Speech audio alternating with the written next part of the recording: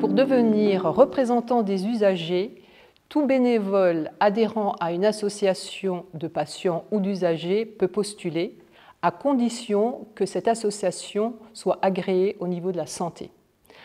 Tout au long de sa mission, il pourra être formé. Il y a notamment une formation obligatoire à laquelle il devra se soumettre et des formations thématiques allant de formations génériques à des formations beaucoup plus spécialisées qui pourront l'aider à assurer cette mission tout au long de son parcours de représentant des usagers.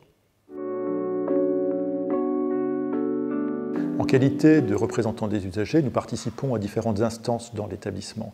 Notre plus-value consistera à porter la parole de l'usager dans des process mis en œuvre par l'établissement ayant pour objet l'amélioration de la qualité, l'évaluation des dispositifs de patients traceurs ou d'autres expériences d'inclusion ou de participation de l'usager à l'amélioration de la qualité.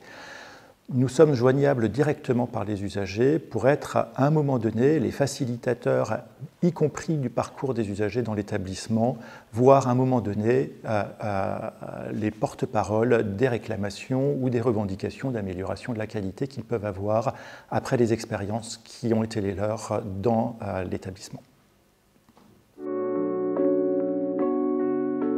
Je fais partie d'une association d'Alsace Cardio qui fait partie d'Alliance du Cœur, qui s'occupe du cœur depuis 30 ans en France. Et nous avons des réunions, des groupes de parole à l'hôpital. Ça permet aux gens de conseiller avant une opération ou après l'opération.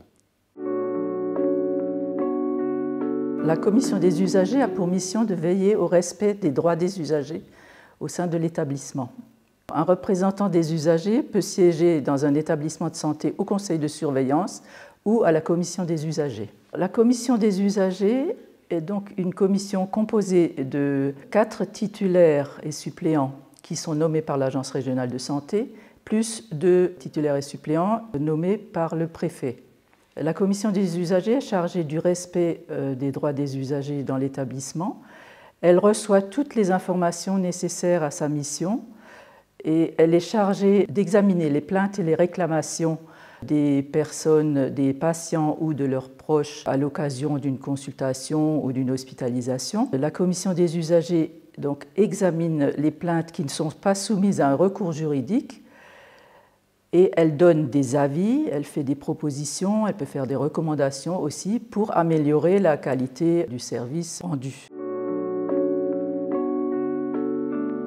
Un projet des usagers est fait par les usagers pour les usagers. Au sein du CHU de Strasbourg, la commission a souhaité travailler en partenariat avec les associations de patients afin de les impliquer sur les travaux et actions à mener au sein de cette commission dans l'objectif d'améliorer la qualité de la prise en charge des patients et de leurs usagers. La commission des usagers, donc, dans ses propositions, peut mener des actions concrètes. Un exemple, on a proposé donc d'acheter des jouets, des Playmobil, pour que les enfants soient moins stressés et participent mieux à l'examen. Récemment, il a également été demandé aux représentants des usagers de participer à une action d'information et de communication destinée aux usagers des urgences. Lors de cette action, les représentants des usagers ont pu mettre l'accent sur le rôle des aidants, des personnes accompagnées qui sont vulnérables ou dépendants, notamment de leur accompagnement en zone de soins. Par ailleurs, les représentants des usagers peuvent également être appelés à d'autres projets tels que la signalétique ou la relecture des documents qui seront destinés aux usagers afin d'améliorer la compréhension de ces documents.